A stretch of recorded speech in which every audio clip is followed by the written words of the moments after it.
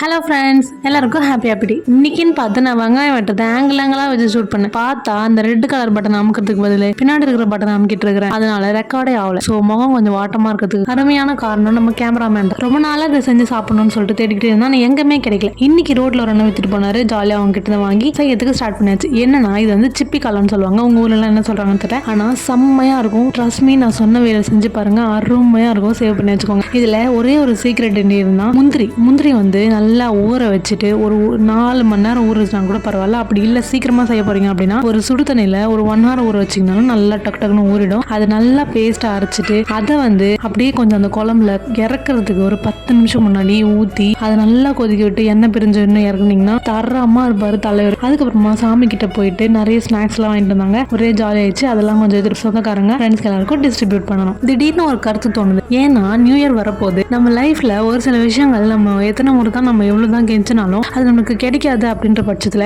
அது சும்மா தொண்டு பண்ணிக்கிட்டே இருக்கிறத விட சைலண்டா தூரமா நின்று பாக்குறது தான் அழகு. இன்னும் சொல்ல போனா நம்மளுக்கான ரெஸ்பெக்ட் அப்பதான் கிடைக்கும். இந்த மாதிரி யாராவது எதுலையாவது சிக்கிட்டு இருக்கீங்க அப்படின்னா ஜஸ்ட் திங்க் பண்ணுங்க. நம்ம சும்மா பக்கத்துல போயிட்டு தொந்தரவு பண்றது தூரமா இருக்கிறது எவ்வளவோ பெட்டர். அந்த டைம்ல நம்மளுக்கு கிடைக்கிற ரெஸ்பெக்ட் லெவலே வேற. இந்த உலகத்துல எத்தனை முறை எவ்வளவுதான் எத்தனை ஊருன்னு சுத்தி தெரிஞ்சாலும் கடைசியா எப்படி நம்ம வீட்டுக்கு வந்து சேர்றோமோ அதே மாதிரிதான் நம்ம மென்டல் ஹெல்த்தும். எவ்வளவுதான் நம்ம ஜாலியா எல்லார்கிட்டயும் பேசினாலும் சிரிச்சாலும் கேங்கா இருந்தாலும் கடைசியா நம்மளுக்குன்னு இருக்கிறது at the end of the day night தூங்கும் போது நம்ம தான். ஸோ நம்மளுடைய பீஸ் நம்மளுக்குள்ள தான் இருக்கு. நம்ம இப்போ பாரு இவங்க தான் நம்ம லைஃப்ல நல்லா இருக்கும், இவங்க நம்ம லைஃப்ல தான் நல்லா இருக்கும், ஏன் இவங்க போயிட்டாங்க அவங்க போயிட்டாங்கன்னு சொல்லிட்டு வரி பண்ணிட்டு இருந்தா அது என்ன கேட்டா சுத்தமா வேஸ்ட். இந்த லெசனை நான் இப்பதான் கத்துக்கிட்டேன். கொஞ்சம் கஷ்டம் தான், ஆனா ப்ராக்டிஸ் பண்ணி பார்த்தா செம்மையா இருக்கும். அப்புறம் என்னடா பைத்துக்காரி மாதிரி ஏதோ சிரிச்சுக்கிட்டே செஞ்சுட்டு இருக்கேன்னு பார்த்தா ஏன்றவங்க இன்னைக்கு தான் வந்தாங்க. அவங்க நான் சமைச்சிட்டு இருந்தேன்னா எப்பவுமே இந்த மாதிரி தான் நடக்கும். ஏதாவது ஒன்று கமெண்ட் அடிச்சுட்டே இருப்பாங்க. அதனால சிரிச்சுக்கிட்டே சமைச்சிருந்தேன். இந்த உலகத்துல யாரோட லைஃப்மே ரொம்ப ஹாப்பிலாம் இல்லை. ஜஸ்ட் கொஞ்சம் உத்து பார்த்தா எல்லாம் தெரிஞ்சிடும்.